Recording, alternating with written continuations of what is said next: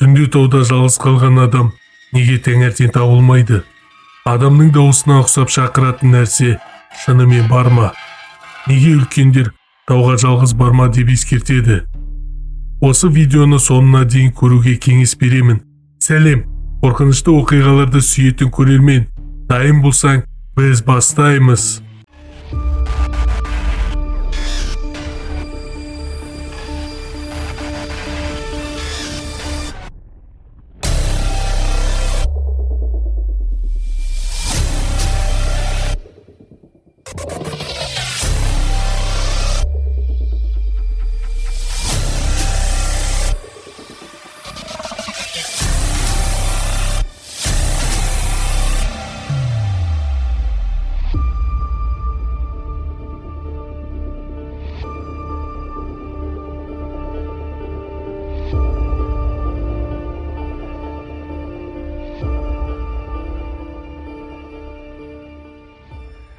Біздің ауыл таудың етегінде орналасқан. Балалықтан бері үлкендер бір жерді ерекше атап отыратын. Қаражон тауына түнде бармаңдар. Неге екенін ешкім ашып айтпайтын. Тек бір шалғана сыбырлап, ол жақта жезтырнақ бар дейтін. Жезтырнақ ертегі сияқты көрінетін. Бірақ ауылда сол тауға кеткен адамдардың қайтып келмегені де рас еді.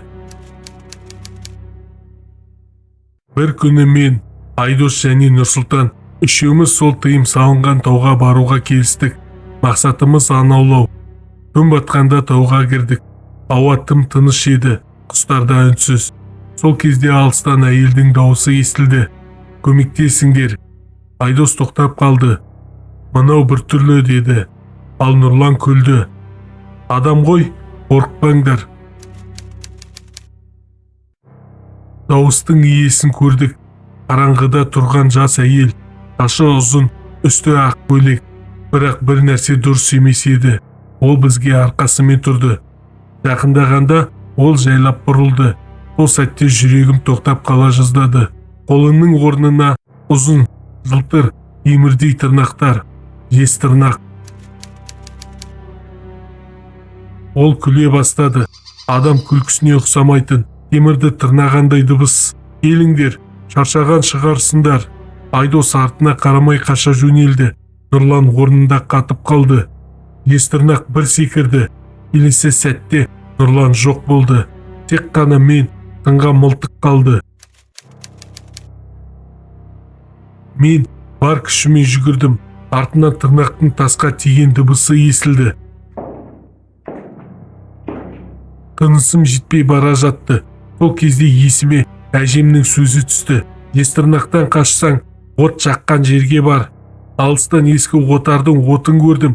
Сол жаққа жеткенде дыбыс тоқтады. Таң атқанда ауылға жалғыз қайттым.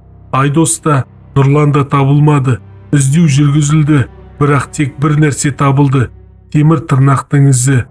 Сол күннен бері Қаражон тауына ешкім бармайды.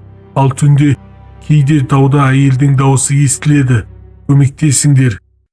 Бұл аңыз емес, бұл ұмытылмаған шындық. Егер видео ұнаса, арнаға тіркеліп лайк басып, өз пікіріңді қалдырып кет. Әрине, мен оқимын.